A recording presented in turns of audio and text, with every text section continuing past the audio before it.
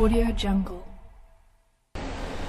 Ibu-ibu sekalian, pada siang hari ini seperti yang tadi disampaikan dan seperti yang tertulis di sini, menjadi ibu seperti yang Allah mau. Ibu-ibu sekalian,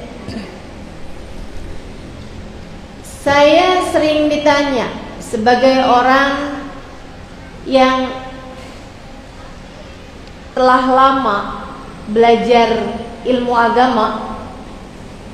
Saya mondok pesantren 12 tahun.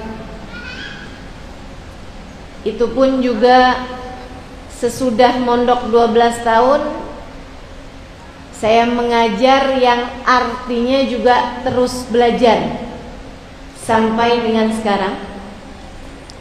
Saya sering ditanya tentang apa kewajiban paling utama orang tua kepada anaknya. Dan saya yakin nih yang hadir di tempat ini ada banyak yang sudah jadi ibu, bahkan malah sudah punya cucu. Ada juga di sini yang mungkin akan punya anak, insya Allah. Artinya adalah para pengantin baru atau mungkin juga calon pengantin. Saya sering ditanya tentang apa kewajiban paling utama bagi seorang ibu terhadap anaknya. Dan sesudah belajar dengan masa yang panjang ini, saya bisa simpulkan bahwa kewajiban ibu bagi anaknya, bahkan kewajiban orang tua bagi anaknya adalah satu aja: mengenalkan kasih sayang Allah dan Rasulnya lewat kasih sayang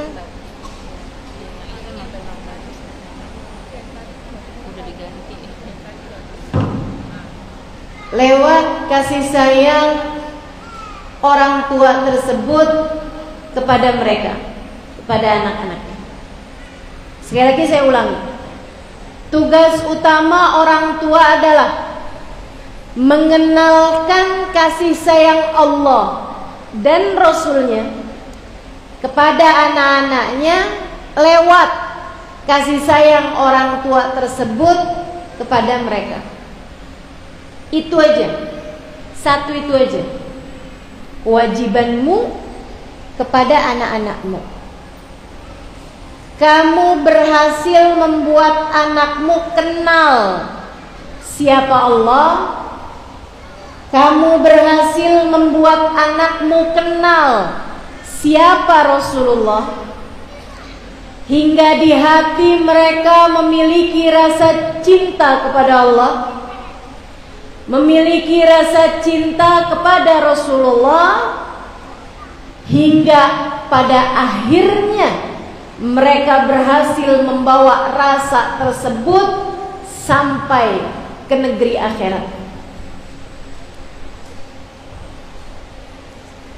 Karenanya keberhasilanmu sebagai seorang ibu bukan ketika melihat anakmu diwisuda, bukan hanya ketika melihat anakmu duduk di pelaminan, bukan hanya ketika melihat anakmu sudah mulai punya rumah sendiri, bahkan punya kendaraan sendiri, bekerja di perusahaan-perusahaan, atau bahkan punya perusahaan sendiri. Bukan ketika itu, ibu-ibu sekalian.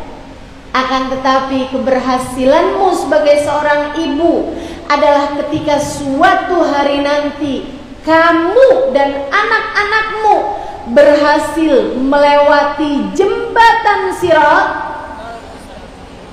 hingga kemudian kalian bersama dapat berkumpul di surga Allah Subhanahu wa ta'ala.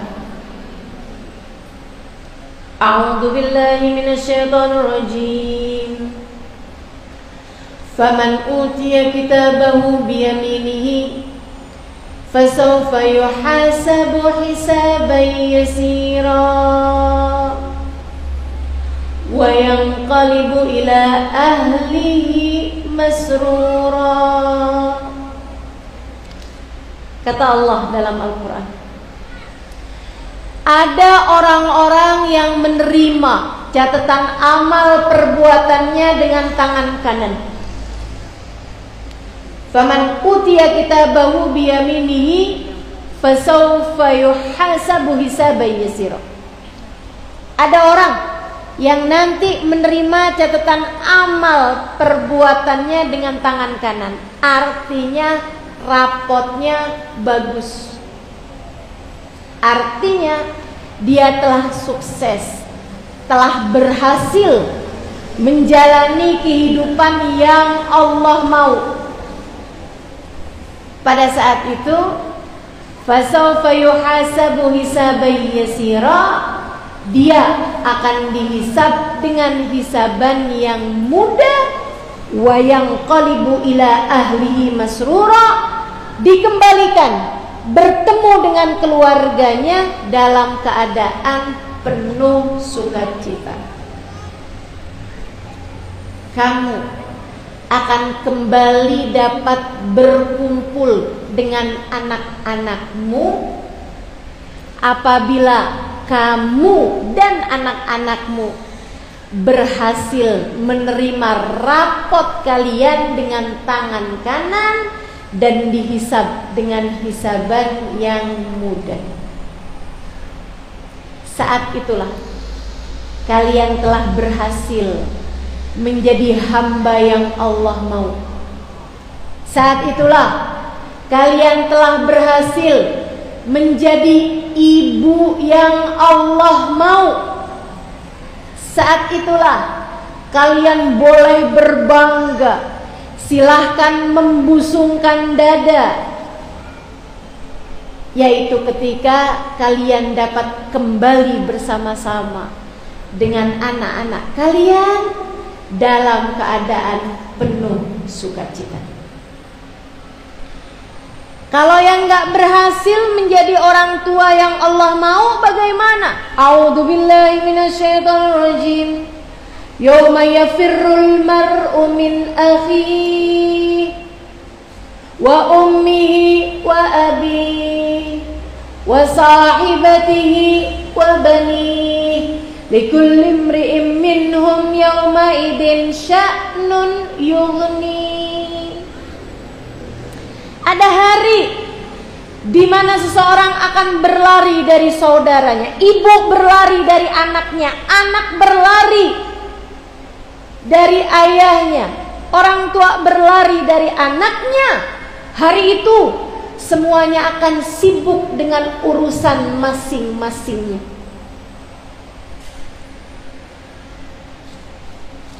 Kamu akan menjadi seorang ibu yang menyedihkan apabila di hari akhirat nanti kamu menjadi seseorang yang na'udzubillah Allah tidak selamatkan, atau kamu melihat anak-anakmu tidak terselamatkan.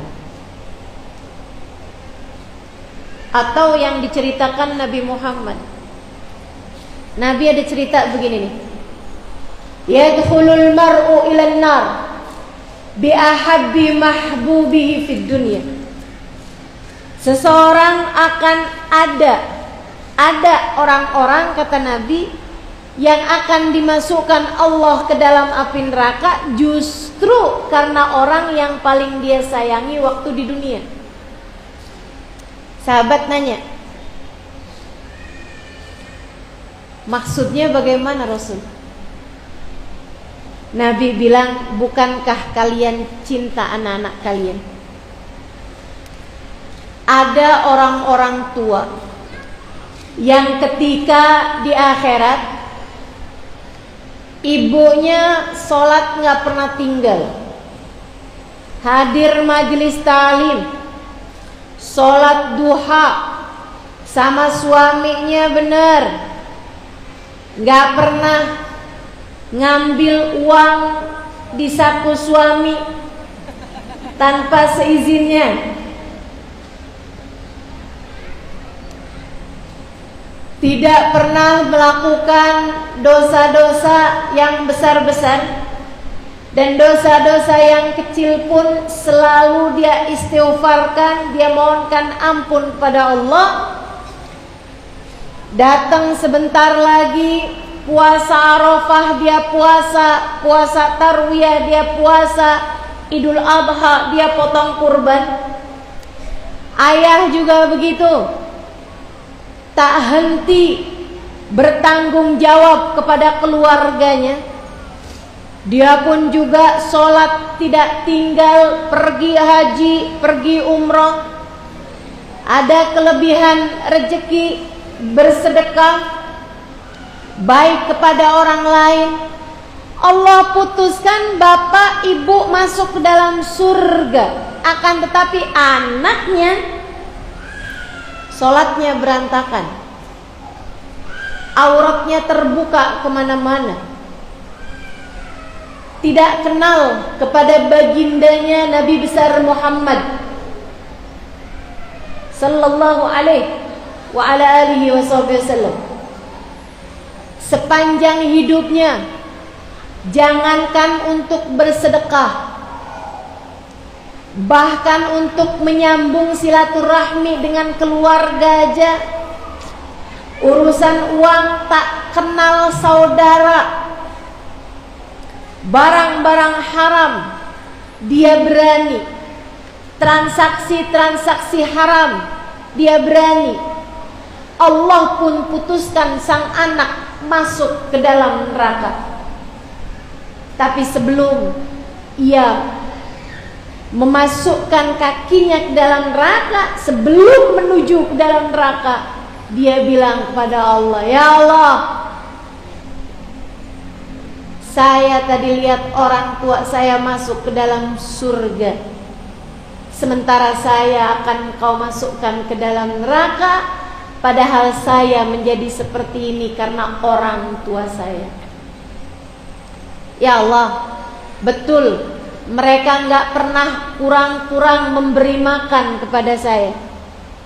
Betul mereka tidak pernah membiarkan saya hidup saya susah. Betul mereka selalu menyiapkan sandang, pangan, papan kepada saya. Dari sejak kecil saya sudah dipenuhi urusan duniawi saya, akan tetapi orang tua saya tidak pernah peduli apakah saya sudah mengenalmu atau bukan, atau belum. Orang tua saya tidak pernah peduli saya berteman dengan siapa. Orang tua saya tak peduli saya sudah sholat atau belum.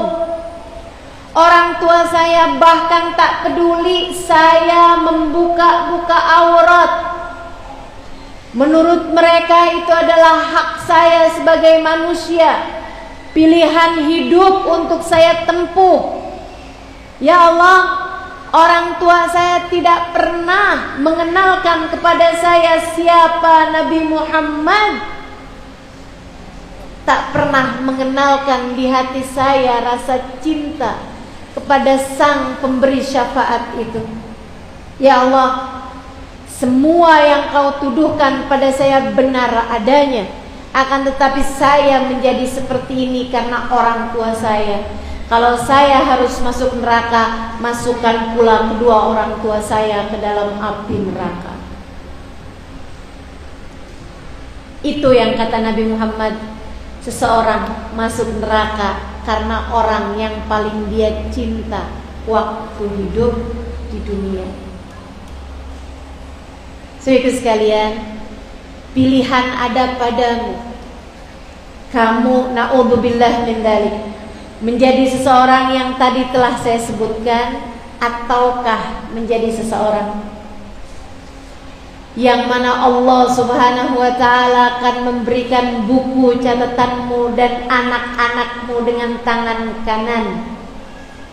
Kemudian kalian semuanya akan Allah mudahkan segala urusan di akhirat, hingga kalian dapat berkumpul bersama dalam surga Allah Ta'ala.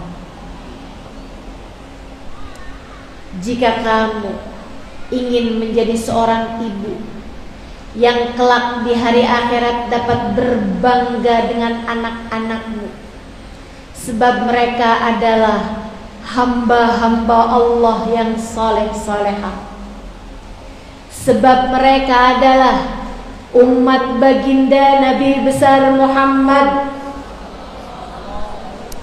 yang cinta dan dicinta oleh nabinya. Maka saudaraku sekalian, dengarkan saya, sebab saya akan menyampaikan kepadamu apa-apa saja yang harus kamu lakukan untuk menjadi seorang ibu yang Allah mau. Yang pertama, niatkanlah anakmu untuk Allah. Sebab bukankah innamal a'malu binniyat,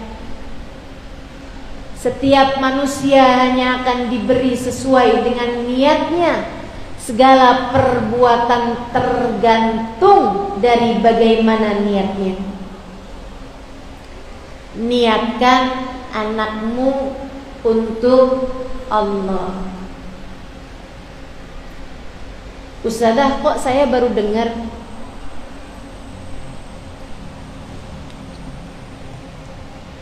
Bu, ini bukan ilmu baru. Ini adalah ilmu yang Allah ajarkan dalam Al-Quran lewat lisan Sayyidah Hanna, istrinya Imran. A'udzu billahi minasy syaithanir rajim. Idh qalat imra'atu Imran, Rabbi inni nadhartu laka ma fi batni muharraran fataqabbal minni innaka antas sami'ul alim. Allah bercerita tatkala istrinya Imran. Ibu tahu istrinya Imran namanya siapa? Bu Imran. Sama kayak istrinya Nabi Nuh, namanya Bu Nuh. Istrinya Nabi Nuh tidak beriman ya Bu ya. Di ayat yang tadi dibaca sama Ustazah tadi tuh, itu ada Allah cerita tentang bagaimana istrinya Fir'aun menjadi seorang muslimah yang solehah padahal suaminya Fir'aun, dan bagaimana istrinya Nabi Nuh serta Nabi Lut menjadi istri, menjadi perempuan yang tidak solehah walaupun suaminya adalah seorang nabi. Ini ngajarin kita semuanya nih, perempuan-perempuan, bahwasanya kalau kamu gak solehah jangan suka nyalahin suami.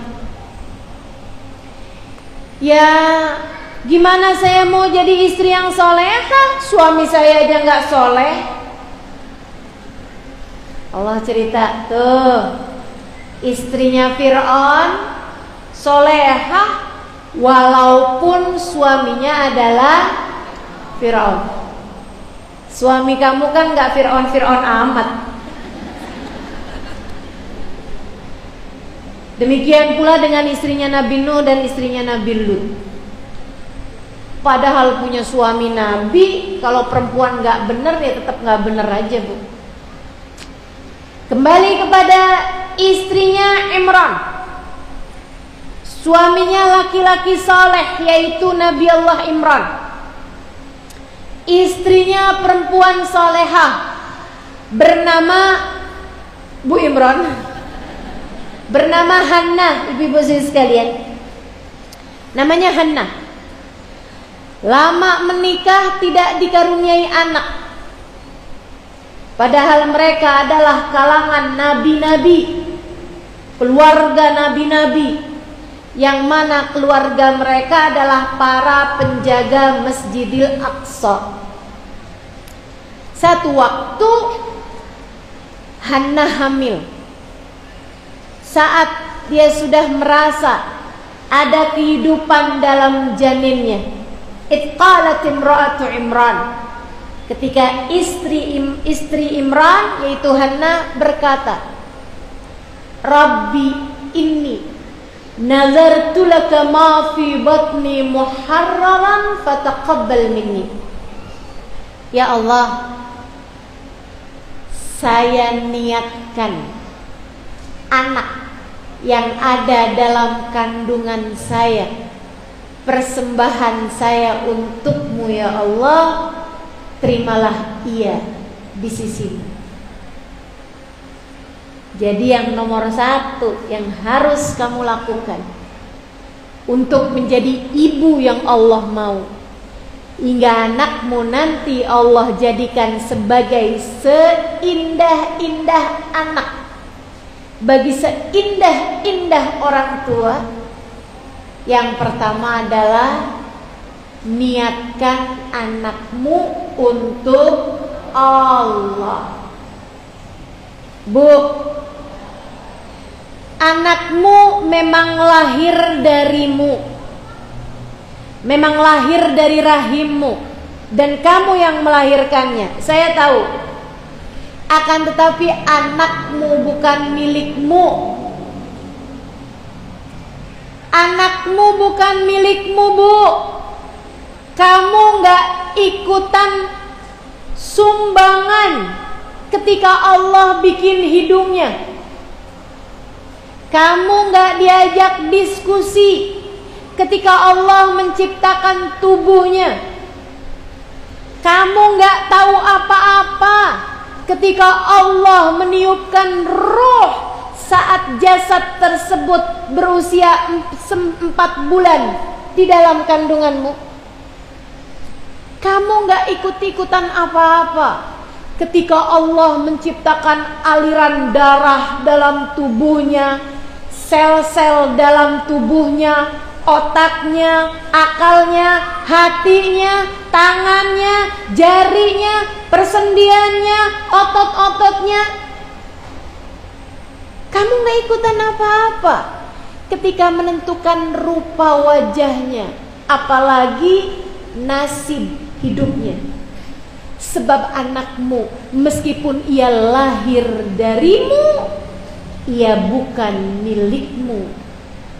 Ia milik penciptanya. Penciptanya adalah Allah Subhanahu wa ta'ala. Maka meski anakmu lahir darimu, ia adalah miliknya Allah. Maka kembalikan anakmu kepada Allah. Kenalkan anakmu kepada Allah. Persembahkanlah anakmu untuk Allah. Ibu-ibu saudaraku sekalian yang saya muliakan, karenanya yang pertama paling utama nih kamu niatin, ya Allah, anak saya memang milik saya ya Allah. Anak saya memang lahir dari rahim saya ya Allah. Tapi ia bukan milik saya, ia milikmu. Engkau hanya menitipkannya kepadaku agar aku mendidiknya hingga ia kembali kepadamu sebagai seorang hambamu yang soleh dan solehah. Jadi Bu, hati-hati sama anakmu. Ia bukan milikmu, ia miliknya Allah. Makanya saya sih kalau ngelihat ada ibu-ibu mukul anak, ada ibu-ibu nyubit anaknya, jewer anaknya, marahin anaknya, Saya ngelihatnya, ya Allah, durhaka sekali ibu itu kepada Allah. Bukan kepada anak itu, kepada Allah. Bu, ketika kamu marahin anakmu, ketika kamu cubit anakmu, ketika kamu jewer anakmu, apalagi pukul anakmu, Bu, anak ibu sakit, anak ibu marah. Tapi jangan lupa, selain anak ibu yang marah, selain anak ibu yang sakit, ada yang lebih marah lagi. Siapa? Yang punya. Ibu kalau punya tas misalnya, ibu beli dengan jerih payah ibu misalnya. Ada satu orang ibu titip dong tas saya, sama dia dirobek-robek. Ibu-ibu sekalian saya muliakan, siapa yang marah? Bisa jadi tasnya nggak protes, nggak ada tuh tas dirobek, tasnya bilang sembarangan aja, kamu robek saya robek balik kamu, nggak mungkin. Tas ya Bu ya. Akan tetapi yang marah adalah yang punya. Yang punya anakmu bukan kamu, tapi Allah. Kalau kamu sakiti dia, kalau kamu lukai dia, kalau kamu pukul dia, yang marah yang punya, yaitu makanya coba perhatiin. Kalau kamu habis ngapa-ngapain anakmu, atau ibu yang galak sama anaknya, yang jahat sama anaknya, saya liatin hidupnya gak ada yang senang. Coba aja liatin. Iya Ustazah, kenapa gitu ya? Saya kalau habis marahin anak tuh Ustazah ada aja. Entaran saya jatuh kepentok pintu, ada aja di Ustazah. Kenapa gitu ya? Kualat kamu. Kualat sama anak saya, bukan kualat sama yang punya anak kamu, yaitu Allah. Jadi nomor satu, niatkan anakmu untuk Allah. Ingetin terus tuh diri sendiri, anak saya punyanya Allah, saya akan menjadikannya untuk Allah. Kalau untuk Allah gimana? Untuk menjadi hamba Allah yang saleh, untuk menjadikan anak tersebut hamba Allah yang solehah. Bu, niatkan anakmu untuk Allah, untuk kemudian kamu jaga betul-betul anakmu, kamu rawat betul-betul anakmu, kamu sayangi sebagai sebuah titipan dari Allah Subhanahu wa ta'ala, dan kamu kenalkan anakmu kepada Allah. Anakmu biarkan dia kenal siapa Tuhannya. Gak usah sering-sering mengenalkan dirimu kepada anak-anakmu, anak gak bakalan lupa. Ingat ya nak, saya ini adalah ibumu. Gak ada selama ini anak yang, oh iya ya, saya lupa. Ada yang begitu? Ada anak lupa siapa ibunya? Gak ada. Akan tetapi betapa banyaknya anak-anak yang lupa kepada Allah Tuhannya. Kenapa? Karena orang tuanya tidak cukup mengingatkan mereka kepada siapa pemiliknya. Maka nomor satu yang harus kamu lakukan adalah menjadikan anakmu untuk Allah. Nah, makannya ya nak ya dihabisin, karena itu rezekimu dari Allah. Kata Allah, la in syakartum la azidannakum. Kalau kamu syukuri, ditambah nikmatnya. Kalau kamu kufur nikmat, kamu buang-buang kenikmatan tersebut. Inna azabila syadid, azab Allah sangat pedih. Kalau kiranya kamu gak akan habiskan, ngambilnya jangan banyak-banyak, agar tidak ada rezeki Allah yang terbuang. Kamu kenalkan anakmu kepada Allah. Selama ini kan kebanyakan kita gak gitu.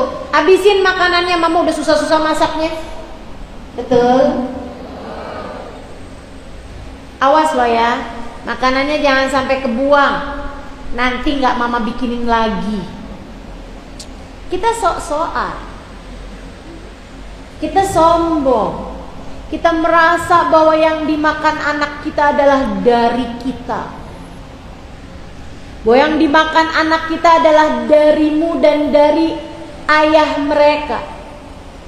Padahal apa sih yang sudah kalian lakukan untuk sepiring nasi yang terhidang untuk anakmu, selain kamu membelinya dari toko, kemudian kamu mencuci berasnya, kemudian kamu memasukkannya ke dalam rice cooker, kemudian kamu menunggu ia matang.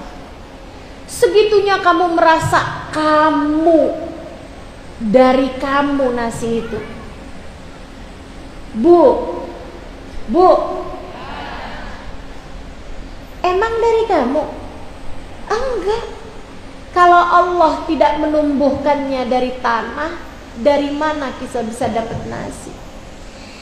Kamu urusan sama nasi cuman ngambil rice cooker, kamu ngambil di tempat beras, kemudian kamu cuci, kemudian kamu taruh di rice cooker, kamu tambahin air, setengah jam kemudian terhidang nasi. Hanya setengah jam aja waktu kamu dengan nasi, dengan rezeki berupa nasi.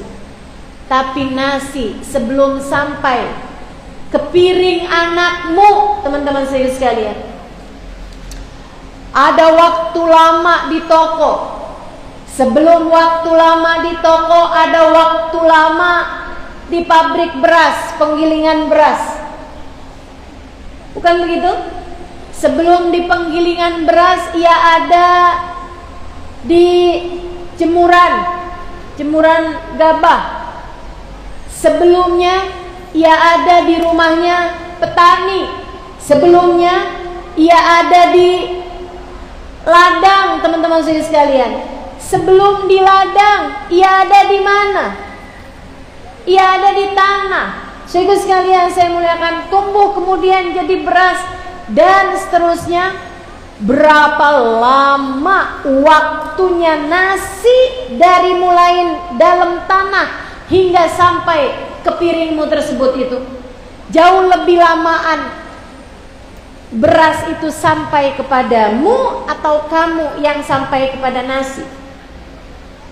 Lamaan umurnya beras, teman-teman. Bagaimana mungkin kamu merasa bahwa beras itu kamu yang bikin, nasi itu kamu yang bikin? Semuanya dari Allah. Kenalkan anakmu kepada Allah subhanahu wa ta'ala, jalla jalaluhu wa ta'ala ta'zamatu. Apa-apa itu Allah. Mama sakit ma, oh iya, tenang sayang, gak apa-apa, ini sakit dari Allah. Yona, kita minta kesembuhan dari Allah subhanahu wa ta'ala. Ayo ucapkanlah nak, ya Allah, sehatkanlah saya kembali ya Allah. Sambungkan hati anak-anakmu kepada Allah. Kenalkan mereka kepada siapa penciptanya. Kalau kamu berhasil mengenalkan anak-anakmu kepada penciptanya, kamu tidak akan pernah kecewa dari anak-anakmu. Bu, tenang aja. Kalau anakmu kenal Allah, anakmu tidak akan pernah meninggalkanmu. Akan tetapi kalau gara-gara kamu yang tidak pernah mengenalkan anak-anakmu kepada Allah, kamu hanya mengenalkan anakmu kepada dirimu, siap-siap untuk kecewa terhadap anakmu. Sebab kalau Allah dia tinggalkan, sangat mungkin untuk dia pun meninggalkanmu orang tuanya. Allah aja dia tinggalin, apalagi kamu sebagai orang tuanya. Udah Bu, nggak usah ngingetin anak terus-terusan, kamu harus bakti sama saya ini adalah ibumu, surgamu ada di bawah telapak kaki saya, kamu nggak nurut, neraka loh nak. Jangan. Kenalin aja anakmu kepada Allah. Ingatkan bahwa mereka adalah hambanya Allah. Dalam segala keadaan, kalau anakmu lagi ngadu, "Ma, tadi ma saya dijahatin sama temen saya," bilang, "Gak apa-apa nak, yang sabar. Orang jadi hambanya Allah tuh nak, emang ujiannya pasti ada aja." Dan minta kepada Allah ya nak ya, mudah-mudahan kamu diberi kekuatan menghadapi berbagai ujian. Gitu. Hatinya dikuatkan, ingatkan mereka kepada Allah. "Mama besok mau ujian nih ma, gimana ma cara saya ma? Saya takut ma, nanti saya nggak lulus sekolah ma." Bilangin, tenang nak, tenang aja. Semuanya adalah urusan Allah. Siapa yang Allah mudahkan akan mudah. Siapa yang Allah sulitkan bakalan kesulitan. Kamu hanya perlu untuk berusaha belajar sambil minta kepada Allah. Semoga Allah beri kamu kemudahan. Doa nak, nanti mama akan bantu kamu dengan doa.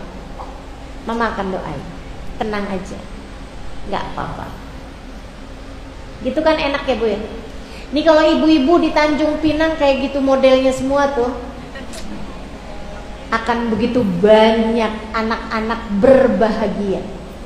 Dan Bu, anak tuh kalau tumbuh berbahagia akan mudah untuk mencari tahu siapa Tuhannya dan akan dekat kepada Allah Subhanahu wa taala. Dia akan melaju kencang menuju ridhonya Allah Subhanahu wa taala. Dia faham arti hayya 'alas shalah, hayya 'alal falah. Dia menuju kepada ketaatan, dia menuju kepada kebahagiaan. Itu nomor 1, ibu-ibu sekalian yang saya muliakan, yaitu mengenalkan anak kepada Allah Subhanahu wa taala, meniatkan anak untuk Allah Subhanahu wa taala, menjadikan anak untuk Allah Subhanahu wa taala, bukan untuk dirimu. Makanya saya tidak setuju. Saya tidak setuju dengan pemikiran bahwasanya anak adalah investasi masa depan. Bu, anakmu bukan investasimu, Bu.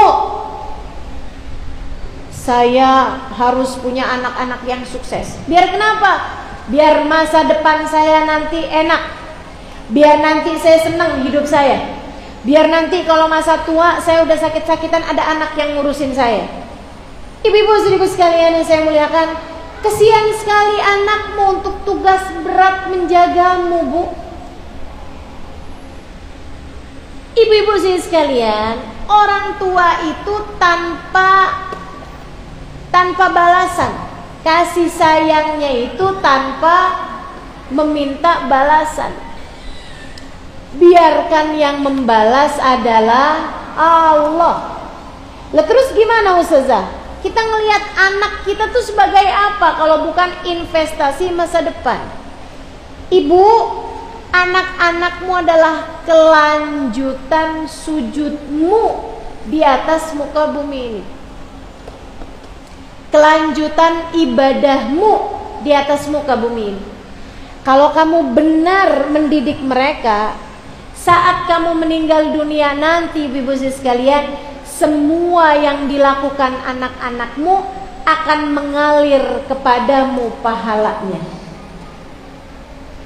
Sebaliknya, kalau kamu tidak pandai mendidiknya, bahkan kamu menyia-nyiakan anakmu, naudzubillah min dalik, bisa jadi anakmu adalah pelaku-pelaku dosa. Saat kamu masuk ke dalam alam kubur, dosa tersebut terus mengalir kepada catatan-catatan dirimu di dalam alam kuburmu, naudzubillah min dalik. Karenanya hati-hati urusan anak, dari sejak awal kita niatkan anak kita untuk Allah. Ibu-ibu sekalian saya muliakan. Kemudian yang keduanya, anak harus kamu didik dengan benar. Anakmu didik dengan pendidikan yang benar. Gimana sih pendidikan yang benar? Mendidiknya tidak hanya sekedar badan, tapi juga mendidiknya kepada hati. Gimana caranya Ustazah? Pendidikan badan nih Bu, dengan percontohan. Kamu harus mendidik anakmu sholat dengan cara contohkan sholat. Kamu harus mendidik anakmu buat ngomongnya bagus, benar, gak bohong, gak nyakitin orang. Caranya contohkan. Jangan sampai kamu gini nih, giliran ada tamu kita bilang sama anak kita, tamunya siapa? Oh, nak, bilangin ya sama ibu itu yang di depan, mama gak ada. Kamu telah mengajarkan anakmu untuk berbohong. Ibu-ibu sekalian, walaupun kamu berulang kali bilang sama anak, jangan bohong ya, mama marah kalau kamu bohong, awas kalau kamu bohong. Tapi kalau kamunya mencontohkan bohong, maka anak hanya akan menjadi pembohong. Nabi Muhammad pernah marah ketika ada Sayyidah Asma binti Abu Bakar, kakak dari Sayyidah Aisyah, istri Nabi Muhammad sallallahu alaihi wasallam. Jadi kakak iparnya Nabi Muhammad, tapi usianya tentu saja jauh di bawah Nabi Muhammad. Satu waktu Asma nih manggil anaknya Abdullah bin Zubair, karena Asma menikah sama Zubair ibn Awam, salah satu sahabat besar Nabi Muhammad alaihissalam. Anaknya Bu umur kayak 5 tahun 6 tahun gitu. Asma bilang begini nih, ya Abdullah, ta'al, ba'ati kada wa kada. Abdullah sini deh nak, sini nak. Ibu mau kasih kamu ini, gitu. Sini nak, nanti mama kasih ini. Nabi Muhammad bilang, Asma, kalau kamu emang betul-betul mau ngasih anak kamu, misalnya gitu ya, sini nak, nanti mama beliin balon, misalnya gitu. Asma, kalau kamu emang bener-bener mau beliin dia balon, kalau kamu emang bener-bener mau beliin dia es krim, gak apa-apa. Tapi kalau kamu ngomong begitu hanya biar anakmu cepetan menuju kamu telah bohong. Kamu telah mengajarkan anakmu bohong, dan kamu telah ditulis di sisi Allah sebagai tukang bohong. Betapa seringnya kita melakukan hal seperti itu kepada anak-anak kita. Anak kita kalau lagi nangis kita bilang, diem, ada hantu loh. Padahal kalau ada hantu, ibunya duluan yang kabur. Betul? Jangan nangis nak, jangan nangis lah. Tuh ada Pak Polisi. Itu teman-teman saya sekalian, bukan hanya mengajarkan anakmu bohong, bukan hanya membuat anak tidak lagi percaya kepadamu karena kamu selalu ngomong sesuatu hal yang tidak sesuai dengan fakta, akan tetapi membuat anak sangat cinta kepada dirinya sendiri, menganggap bahwa semua yang ada di alam semesta ini memperhatikan dia. Hati-hati. Cara didik sama anak tuh luar biasa berpengaruh kepada kejiwaan anak nanti-nantinya. Makanya mesti yang benar-benar Bagus, Bu. Contohkan yang bagus-bagus. Contohkan yang bagus-bagus sama anak. Saya mau cerita. Ibu sekalian, saya punya guru. Saya sekolah di sini nih, Daruz Zahra, Tarim, Hadramaut, Yaman. Sekolah saya itu di bawah kepemimpinan guru kami Sayyidil Habib Umar bin Hafid. Habib Umar bin Hafid, ibu saya sekalian, ulama internasional, ulama dunia. Ilmunya luar biasa, tersebar kemana-mana. Murid-muridnya sekarang jadi ulama-ulama. Bukan hanya di tempat beliau di Yaman, di Indonesia, di Malaysia, di Mesir, di Turki, di negara-negara Arab, bahkan juga di Eropa, bahkan juga di Amerika, yang sekarang menjadi para dai, para ustadz, para ustadzah. Banyak diantaranya adalah murid-muridnya Habib Umar bin Hafid. Itu ibundanya namanya Hubabah Zahra. Ibu-ibu, teman-teman sekalian saya muliakan, seorang perempuan sederhana yang gak ngerti caranya bikin tulisan di WhatsApp. Seorang perempuan sederhana yang gak ngerti model baju yang sedang tren sekarang tuh kayak apa. Gak paham caranya pakai telepon kecuali untuk telepon aja. Gak ngerti caranya masukin nomor telepon di HP-nya. Wanita sederhana. Ibu-ibu sekalian, beliau punya anak, kalau saya nggak salah 10 orang. Semuanya jadi orang-orang yang soleh-solehah. Semuanya. Semua saudara-saudaranya Habib Umar bin Hafid itu adalah orang-orang yang Masya Allah. Meskipun Habib Umar itu memang ulama besar, ibu-ibu sekalian, sama ada lagi abang beliau yang nomor 1 itu menjadi mufti. Menjadi mufti di kota Tarim selama hidupnya beliau, dan baru meninggal beberapa tahun silam di masa pandemi. Kalau nggak salah 2021 meninggal dunianya abangnya Habib Umar bin Hafiz. Ibu-ibu sekalian saya muliakan. Nah, Hubabah Zahra ini teman-teman sekalian, anak-anaknya soleh-soleha semua. Anak pertamanya jadi mufti, anak laki-laki terakhirnya adalah seorang ulama kelas dunia. Satu waktu ditanya sama beberapa orang perempuan, dia bilang, Hubabah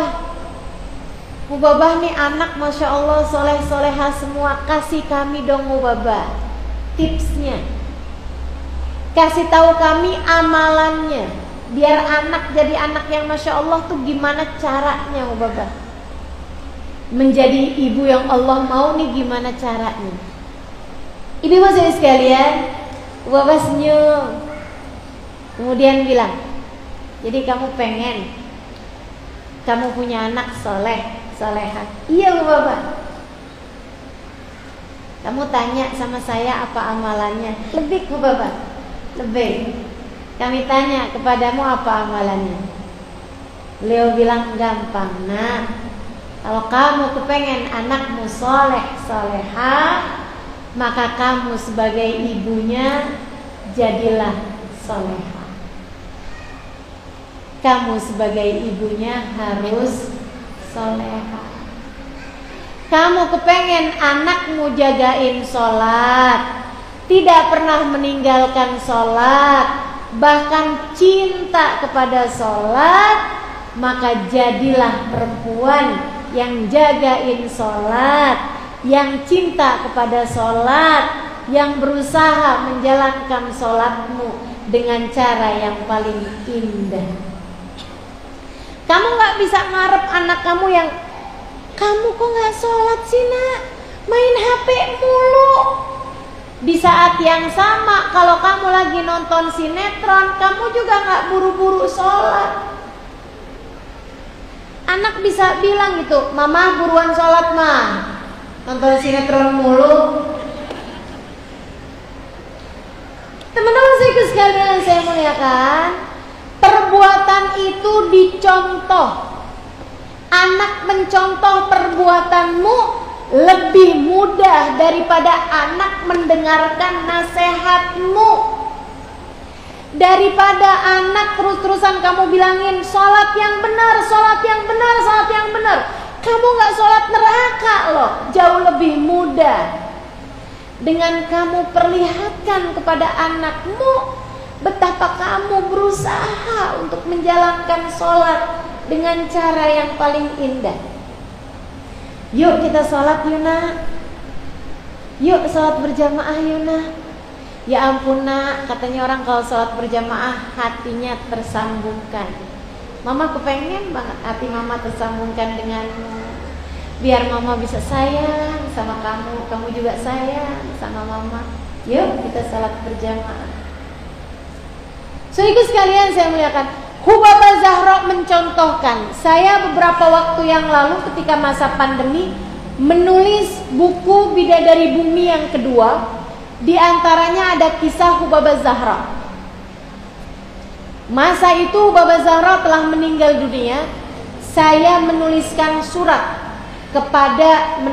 mengirimkan WhatsApp pesan surat kepada keluarga Hubabah Zahra yang terdiri dari anak-anak beliau yang perempuan dan cucu-cucu beliau, untuk saya minta mereka menuliskan cerita Hubabah Zahra. Jadi sekalian saya muliakan, mereka pun kemudian menuliskan kisah ibu mereka kepada saya. Ini salah satu kisahnya. Mereka bilang Hubabah Zahra tidak pernah meninggalkan tahajud dari sejak masa mudanya. Dari sebelum balik tidak pernah meninggalkan tahajud dari sebelum balik. Solehah sekali ya. Untuk coba kita ngaca nih, tahajudmu bagaimana kabarnya? Saudaraku sekalian saya muliakan, sehari semalam 2 malam tahajud, habis itu libur seminggu. Betul begitu? Sehari 2 hari tahajud, libur 2 minggu. Ya Allah, ya Allah. Atau ada nih diantara kita tahajud kalau sedang ada perlunya, kepengen tanah cepet laku, tahajud sampai beneran banget. Giliran tanahnya udah laku, tahajudnya juga ditinggalkan. Ada yang begitu? Mana orangnya? Kalau ada hajatnya nih, kelihatan suami sedang berpaling hati, waduh tahajudnya luar biasa. Ketika suami akhirnya kembali lagi kepadamu, meninggalkan perempuan tersebut, suami meninggalkan perempuan itu, kamu juga meninggalkan tahajudmu. Gak malu sama Allah, datang cuman kalau ada perlunya. Sehingga sekalian saya muliakan, Hubabah Zahra gak pernah ninggalin tahajud dari sejak sebelum balik sampai nikah, sampai punya anak, gak pernah ninggal tahajud kecuali 1 malam aja. Malam itu beliau tidur larut malam, ada banyak urusan dan juga sangat-sangat lelah. Beliau tidur ketika terbangun kedengaran azan subuh dari masjid yang memang rumah beliau sebelahan sama masjid. Ini yang cerita anaknya ya.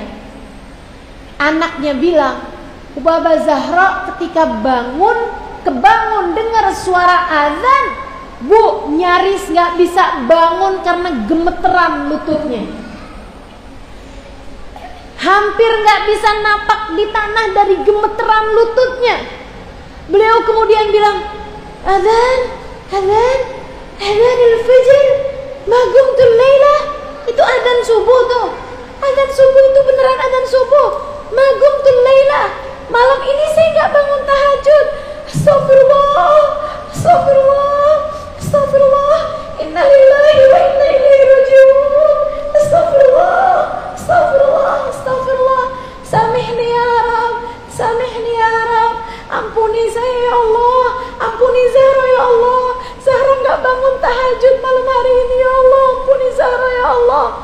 menangis Bu menuju kamar mandi untuk beliau berwudu. Nangis sejadi-jadinya. Beliau sholat sunnah, qobliyah wudu, qobliyah subuh. Sebelum itu beliau sholat sunnah taubat, bertaubat kepada Allah atas yang beliau kira sebagai sebuah dosa. Dosa apa? Dosa meninggalkan perkara sunnah.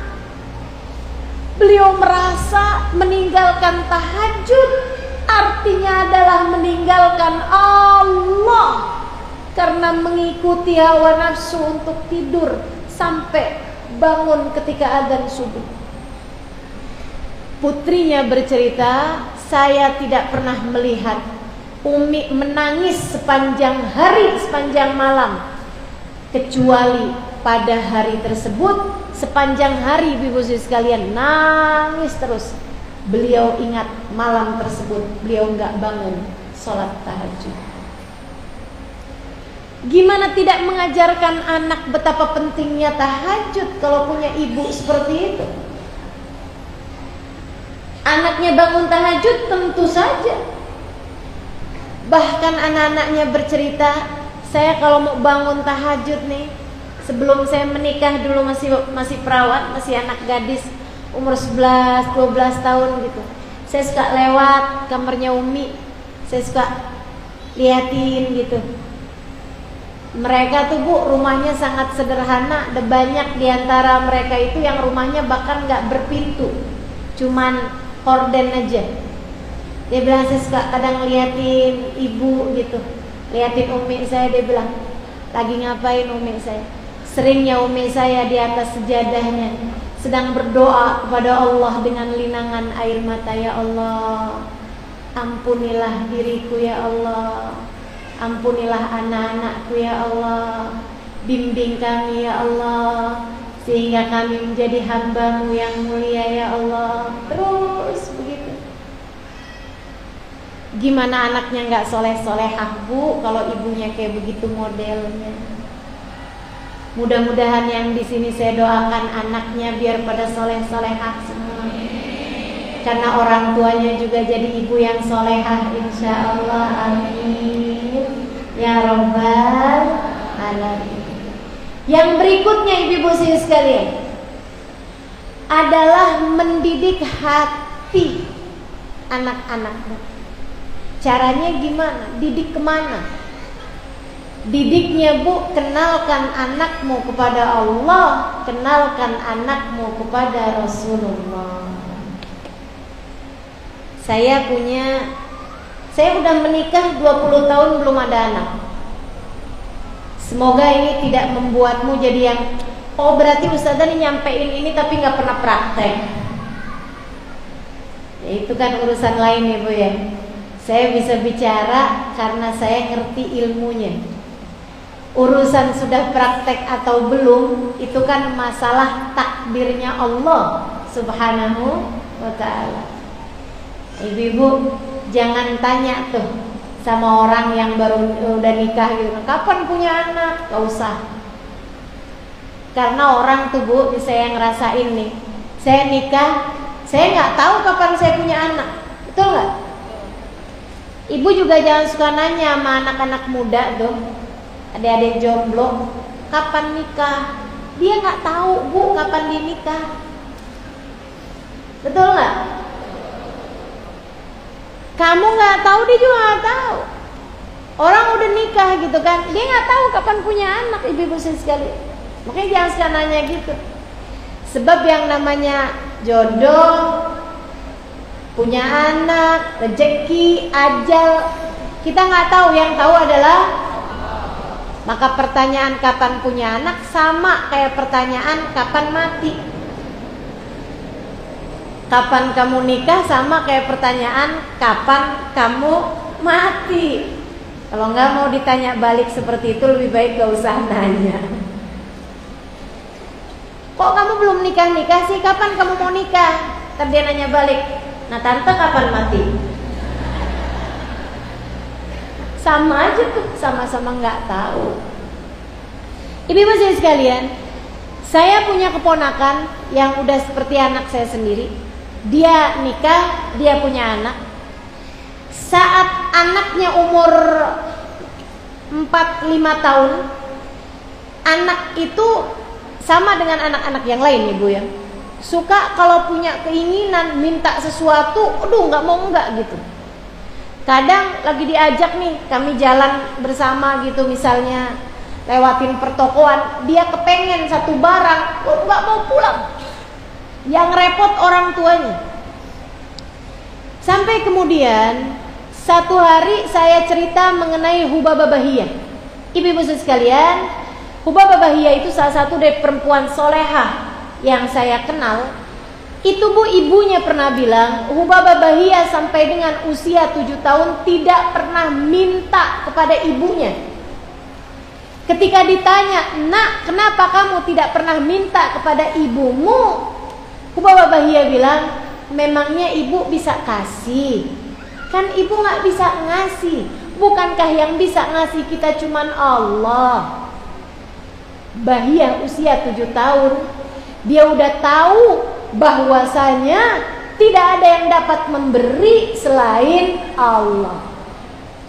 Ponakan saya dengar cerita ini, dia kemudian mempraktekannya kepada ponakannya, adalah anak kakaknya. Ibu-ibu sekalian, dia kasih tahu, setiap kali dia pengen sesuatu, dia lihat nih di YouTube ada mainan misalnya gitu, dia bilang, "Saya mau itu," misalnya gitu ya. Tantenya bilang gitu, dia bilang, "Dek, yang punya semua itu cuma Allah. Kalau kamu mau itu, minta sama Allah." Gimana caranya gitu kan? Doa. Makanya kamu sholat. Sejak hari itu kalau dia lagi punya kepengenan sesuatu, dia akan ikutan sholat. Habis sholat dia katakan, dia bilang, "Ya Allah, saya mau mainan yang kayak itu." Jadi sekalian, orang tuanya kalau mampu dibelikan mainan tersebut. Bilang, "Nak, ini adalah ijabah doamu. Ketika kamu minta sama Allah, nih Allah kasih. Lewat perantara mama beliin, ayah beliin dari Allah."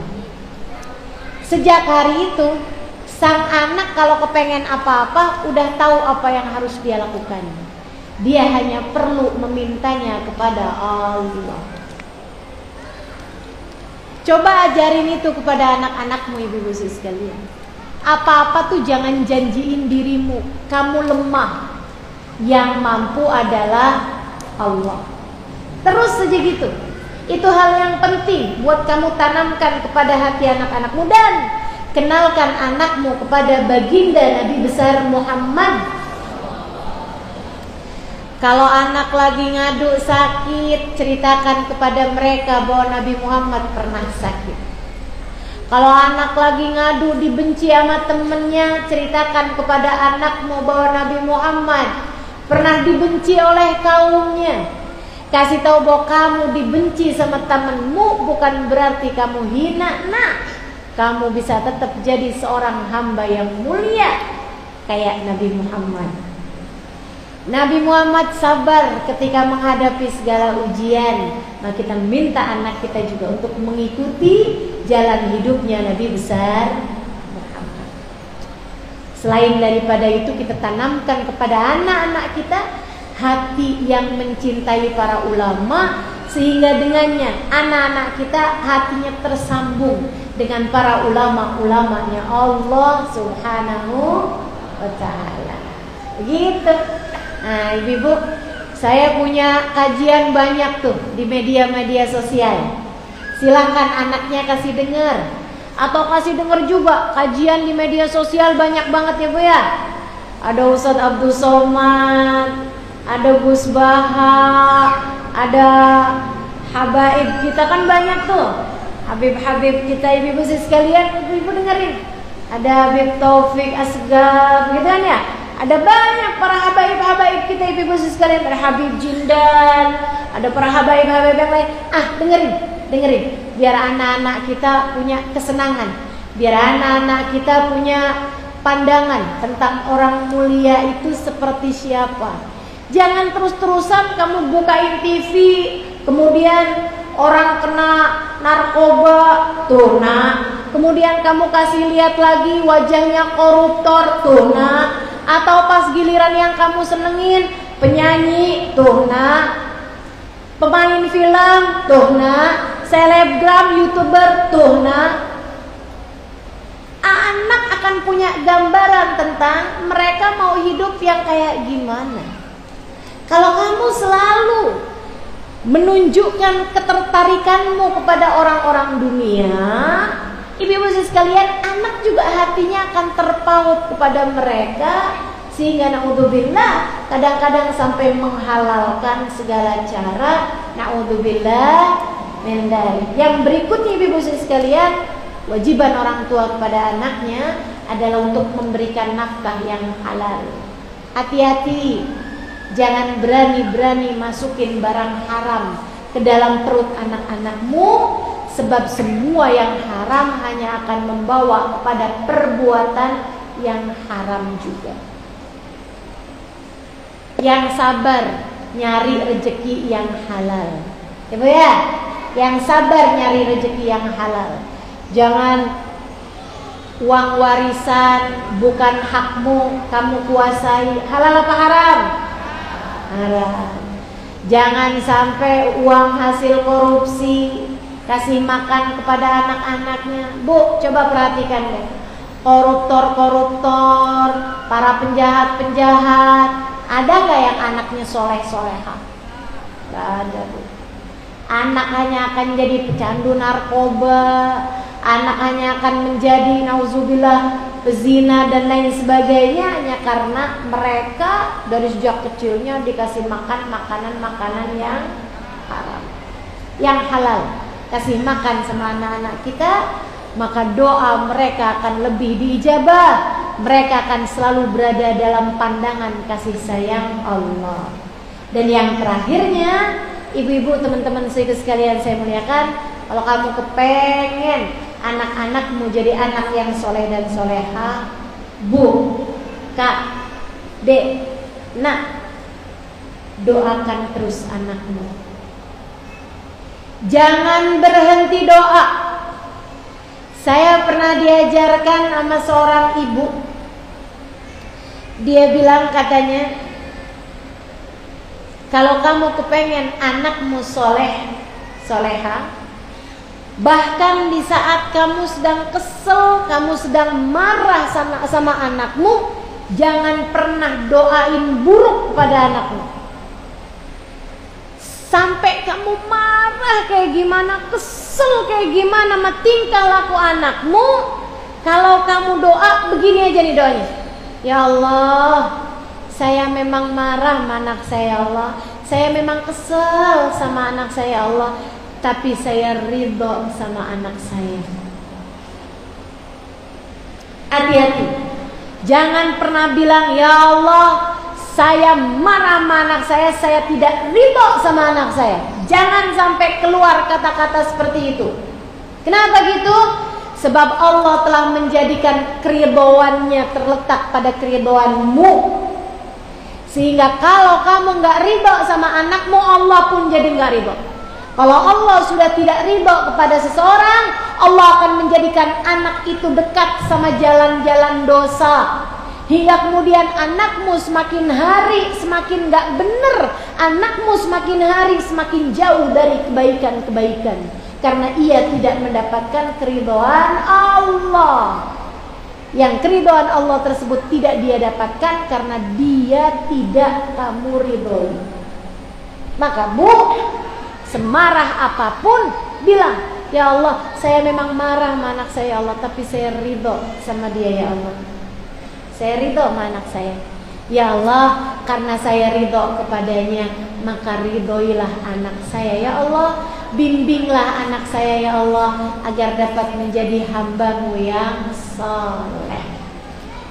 Begitu Bu. Insya Allah. Ibu-ibu sekalian, tiap lihat anakmu doain. Tiap lagi telepon doain. Gitu ya Bu ya. Dengan cara itu insya Allah Ibu juga kalau doa jangan cuma urusan dunia. Jangan cuma bilang, ya Allah anak saya ya Allah sekolahnya biar bagus. Nanti kalau udah selesai sekolah biar bisa kerja yang bagus, biar dapat jodoh yang bagus. Nggak cuma itu, akan tetapi doakan pula urusan akhiratnya.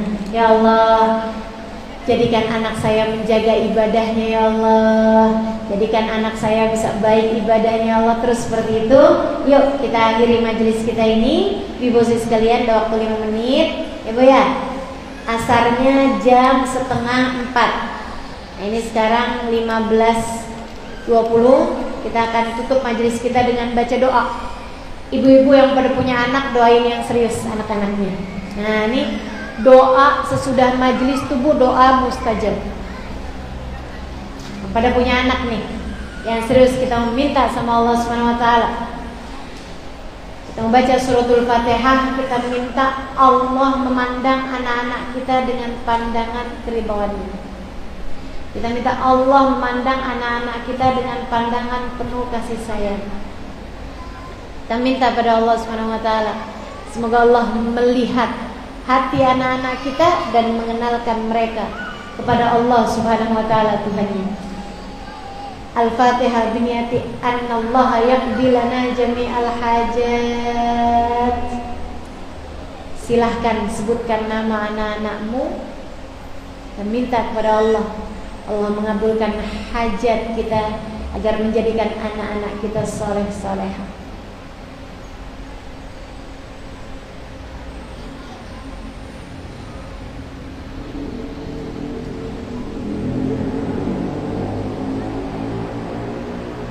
Ala hadhihi niyyah ila hadratin Nabi Muhammad sallallahu alaihi wasallam. Al-Fatihah. Baca bersama-sama. A'udzu billahi minasy syaithanir rajim. Bismillahirrahmanirrahim.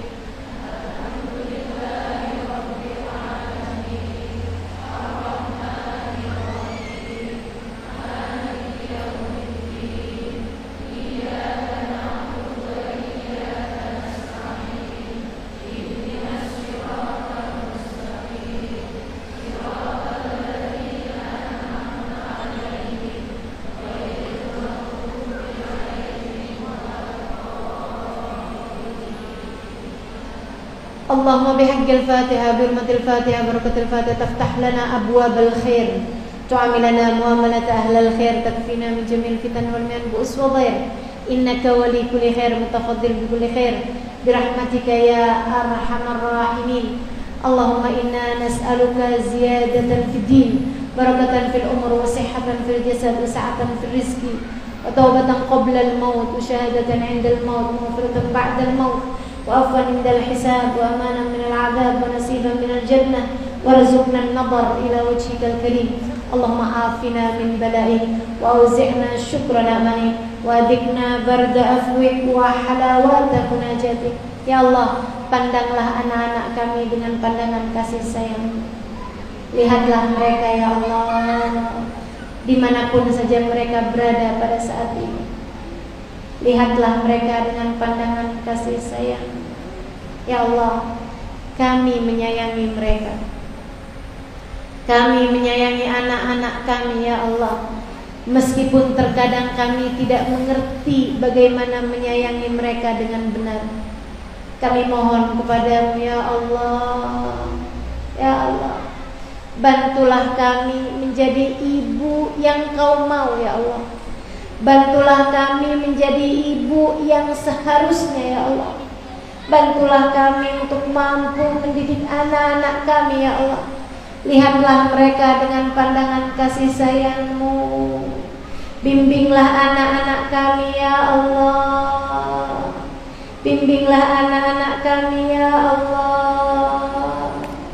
Jadikanlah anak-anak kami anak-anak yang saleh-salehah. Jadikanlah anak-anak kami anak-anak yang beribadah dengan benar, mengenal-Mu dengan benar, mengenal baginda kami Nabi besar Muhammad sallallahu alaihi wasallam. Ya Allah, Jadikanlah kami ibu yang dapat menanamkan kepada anak-anak kami rasa cinta kepadamu ya Allah, rasa cinta terhadap ibadah ya Allah, rasa cinta terhadap akhirat ya Allah.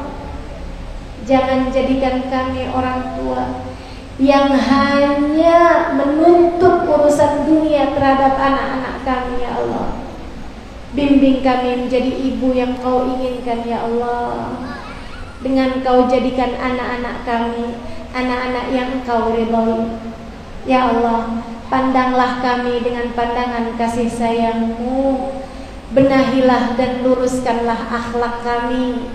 Ampunilah segala dosa-dosa kami. Tutupkanlah aib-aib kami ya Allah. Bimbing kami ya Allah. Yang menjadi istri, jadikan kami istri yang salehah.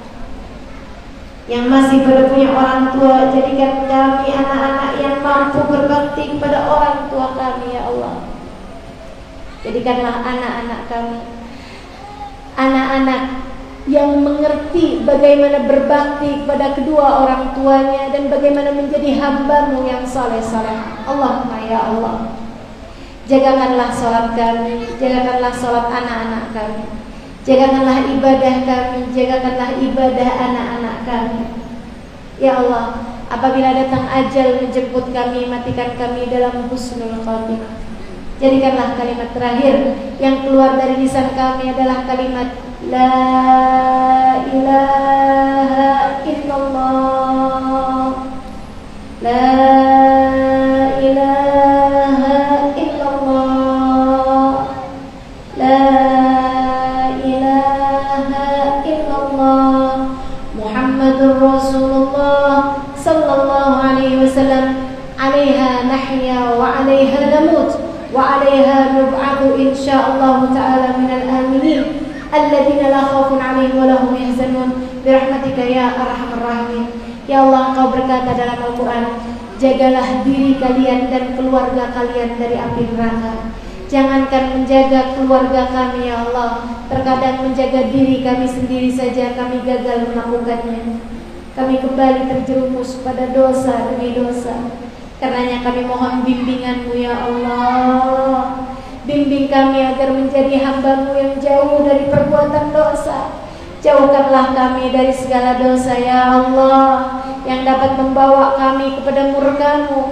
Jauhkanlah pula keluarga kami dari segala perbuatan dosa ya Allah, yang dapat membuat mereka terjerumus pada murka-Mu. Ya Allah, jauhkan kami dari siksa api neraka ya Allah. Kami dan seluruh keluarga kami ya Allah, dekatkanlah kami kepada surga-Mu ya Allah. Kami dan seluruh keluarga kami di akhirat nanti ya Allah, mampukan kami untuk menerima catatan amal perbuatan kami dengan tangan kanan kami ya Allah. Demikian pula dengan anak-anak kami ya Allah. Hisablah kami dengan hisaban yang mudah. Kembalikan kami kepada keluarga kami ya Allah dalam keadaan penuh sukacita. Allahumma rabbana atina fid dunya hasanah wa fil akhirati hasanah wa qina adzabannar bi fadli subhana rabbika rabbil izzati amma yasifun wa salamun alal mursalin walhamdulillahi rabbil alamin.